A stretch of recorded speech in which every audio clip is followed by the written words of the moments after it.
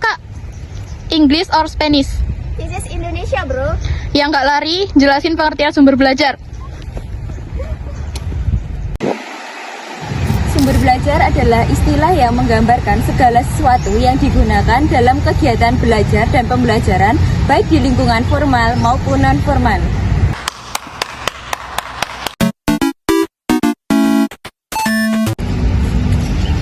Kak, nyari apa? Nyari bentuk-bentuk sumber belajar. 50, 100. Bukan. Nanya nih ya, bentuk-bentuk sumber belajar apa aja sih?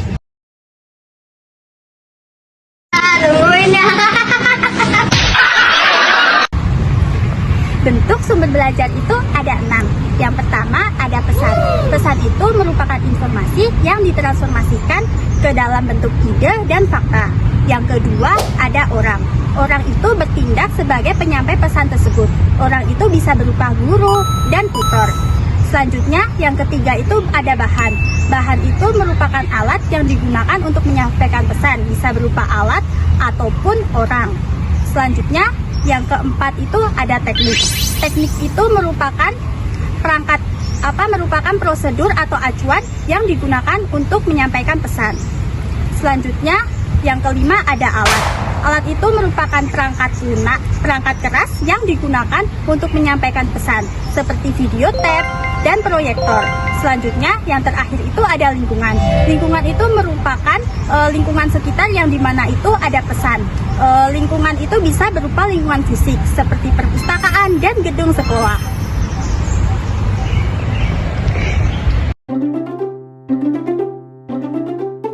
Yang semangat dong. Mana gue semangat, aing mah capek kayak sari. Oh, okay. Komponen sumber belajar. Ada beberapa komponen sumber belajar. Yang pertama yaitu tujuan. Semua sumber belajar memiliki tujuan atau misi yang ingin dicapai. Tujuan sumber belajar ini dipengaruhi oleh fisik atau bentuk dari sumber belajar itu sendiri. Lalu yang kedua ada bentuk. Secara fisik, sumber belajar ini memiliki bentuk yang berbeda-beda antara satu dengan yang lainnya. Misalnya seperti perpustakaan dan museum yang sama-sama memberikan informasi mengenai sejarah. Lalu yang ketiga ada pesan yang dibawa.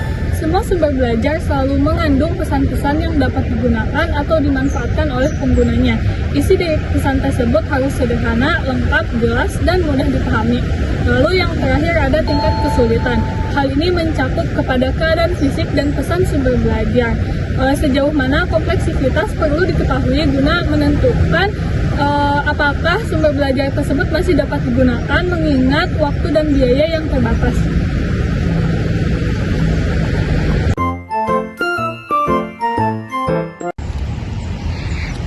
Kak, orang lama atau orang baru? Orang mau ngejelasin konsep dasar pengembangan sumber belajar?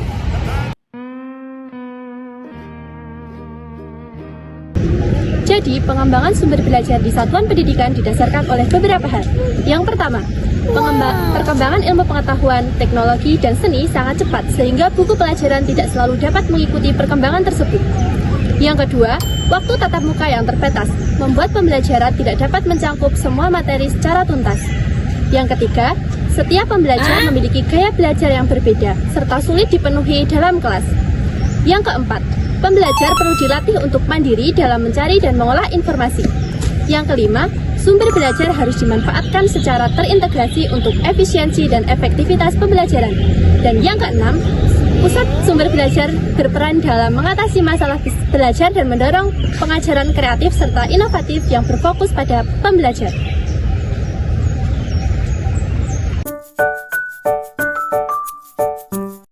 Halo Kak, boleh minta nomor WhatsApp-nya nggak?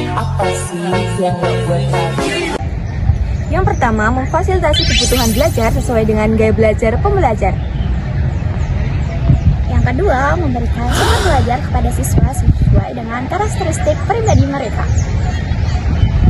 Yang ketiga, meningkatkan kemampuan pembelajar melalui berbagai sumber belajar. Yang keempat, menyelesaikan masalah belajar siswa secara individu. Yang kelima, memberikan peluang kepada siswa untuk mengembangkan beragam model pembelajaran. Yang keenam, menggunakan penggunaan pendekatan pembelajaran secara kreatif dan inovatif. Yang ketujuh, mendorong terciptanya pengalaman belajar yang menarik dan menyenangkan. Yang kedelapan, mensinergikan semua sumber belajar secara keseluruhan agar tujuan pembelajaran dapat tercapai secara efisien dan efektif.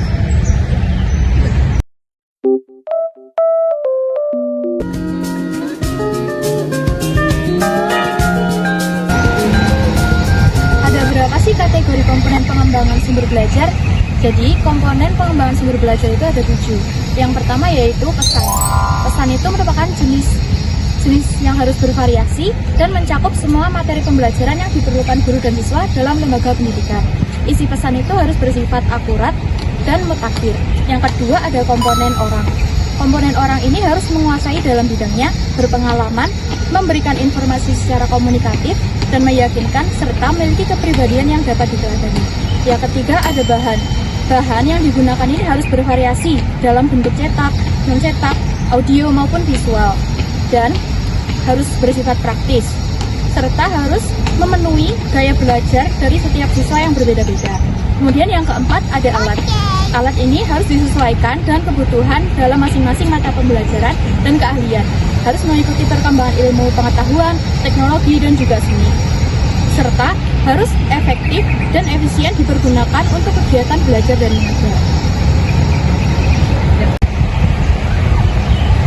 Yang kelima, prosedur. Dalam pengembangan prosedur harus memperhatikan tujuan belajar, karakteristik bahan, dan harus memotivasi siswa serta membuat proses belajar interaktif dan menyenangkan.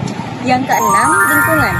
Lingkungan sebagai sumber belajar harus mudah dijangkau oleh siswa dan memberikan pengalaman yang nyata serta aman bagi siswa. Yang terakhir atau yang ketujuh, pengelolaan.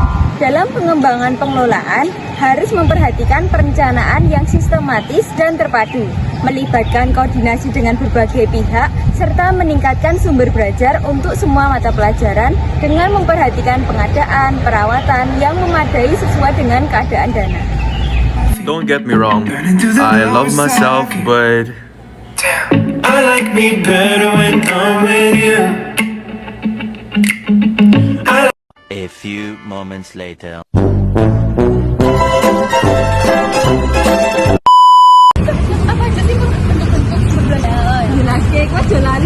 Capek, hayang saat.